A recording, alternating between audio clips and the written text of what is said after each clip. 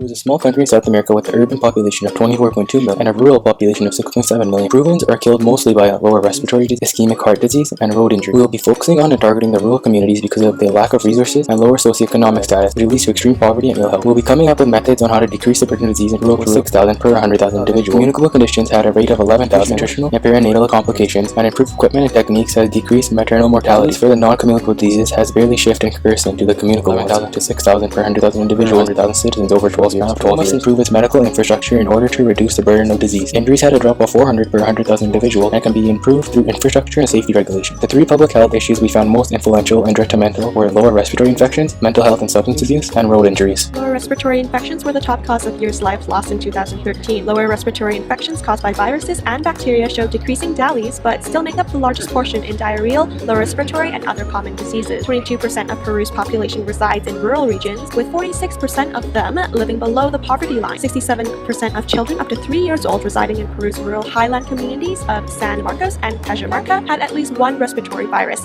and cases in children were more likely to be severe as well. Thus, lower respiratory infections are still a huge threat. Risk factors include choice of cooking fuel leading to household pollution and zinc deficiency. Living at high altitudes in rural areas of Peru, poor families use coal for cooking and heating their homes. The risk of developing a respiratory infection increases when exposed to this indoor air pollution. Zinc deficiency, caused by a lack of zinc in one's diet, impairs the immune system and increases risk of pneumonia. With 68% zinc deficiency in countries of the Americas with high child and adult mortality, this increases both the risk of severity and death for individuals who develop pneumonia. To combat high mortalities due to zinc deficiency, a lack of zinc in Peruvian diet must be considered a significant risk factor for respiratory infections. Immediate action that will be taken to reduce DALYs associated to lower respiratory tract infection include handing out stovetop burners and heaters door to door to every household in rural Peru. Within 1 year, we will use an approximate $18.2 million USD provided by the federal government and charities to decrease the incidence of viruses associated with lower respiratory tract infection by up to 20 times. The success of this intervention, however, is heavily reliant on educating the families on effects of burning coal and wood inside their homes. Peru can develop a government-funded health education program to educate adult and child populations in rural areas where respiratory diseases are prevalent. A good health education program should establish good health practices, help people make good, informed decisions about their health, and lower incidences of respiratory diseases. We will add the health education program to local schools and blend the existing rural community programs with information sessions and workshops. For this, we will need health educators to facilitate these programs. Leaders of the community can support and promote our program. It will take 1 to 2 years to build the program and the curriculum. Once the programs have been implemented, they will be ongoing and can be made to include other health-related topics such as drug and substance abuse. Alcohol abuse creates severe health and social problems in rural areas, as 30% of the cases of alcohol consumption develop